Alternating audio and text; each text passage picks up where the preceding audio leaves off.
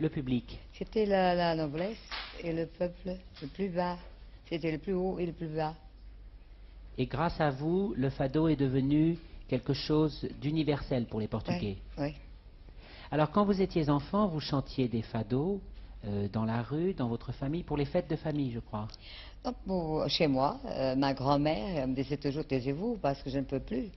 Je chantais toujours. Depuis les 4 ans, j'ai commencé à chanter des petites chansons qu'on m'a appris. Et j'ai chanté toute ma vie. Je me souviens de moi avec les chansons. Et le fado, c'est par condition parce que, comme je vous dis avant, quand j'ai commencé, le fado, c'est le plus bas. Alors j'étais dans ce côté. Et c'était pour condition. Votre grand-mère était brodeuse et vous, vous avez pu aller à l'école que pendant 3 ans et demi, je crois. Oui, 3 ans, non. Oui, presque. Presque 4 ans.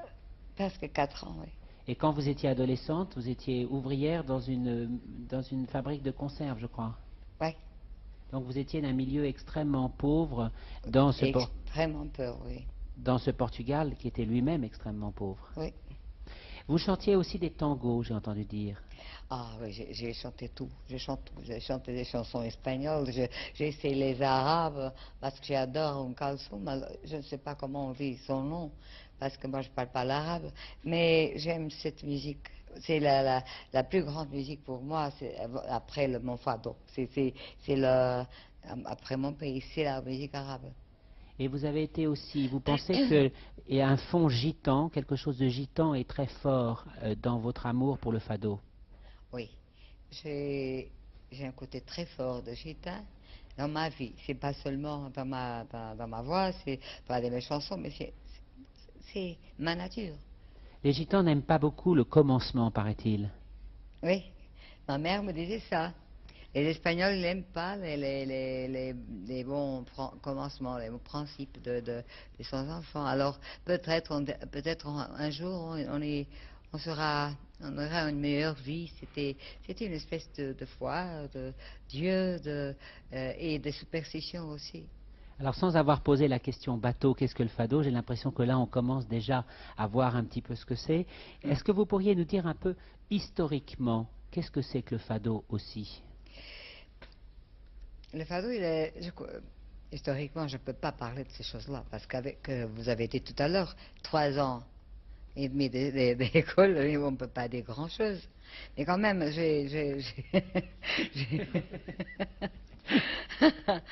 Alors, en tout cas, j'ai lu quelque chose. Il y a deux théories. Il y a une théorie que le fado, il est venu du Brésil avec les Portugais sont allés au Brésil, la découverte du Brésil. Après, ils revenaient du Brésil avec une chanson qui s'appelait London. Je crois pas à ça, je suis plus arabe, alors je crois à la théorie, la deuxième, que le fado, il est né sur la mer. Avec l'influence arabe, nous avons au Portugal, mais nous ne sommes pas comme les Espagnols, nous sommes très lyriques, très pacifiques. C'est pas comme les Espagnols, ils sont des exaltés, ils sont très, très forts. Et alors, l'influence arabe, elle est plus, je crois que la plus arabe que chez les Espagnols. Parce que les Arabes, ils sont sont plus, comment on dit, pareil aux Portugais que les Espagnols. Plus semblable aux Portugais que les Semblable, Espagnols. merci beaucoup. Alors, parce qu'ils pleurent, les Arabes aussi. Je trouve que pour 3 ans et demi d'école, c'est pas mal quand même, hein, comme explication. Alors, qu'est-ce qui écrit les textes des fados? D'où viennent les textes? Les textes, au commencement, je crois que c'était avec les chanteurs du fado qui ont inventé les paroles, et qui n'étaient pas très belles. C'était très rare. Mais après, il y a eu des compositeurs qui ont fait des fados pour le théâtre. Et après, il y a eu moi, que j'ai volé les poèmes dans tous les livres que je trouvais de poésie. Alors j'ai commencé à chanter la poésie, une poésie complètement différente, parce que c'était les grands poètes portugais. Alors j'ai commencé à chanter, mais les auteurs, les poètes, ils ont aimé ce que je faisais. Et après, ils ont commencé à faire des paroles pour moi.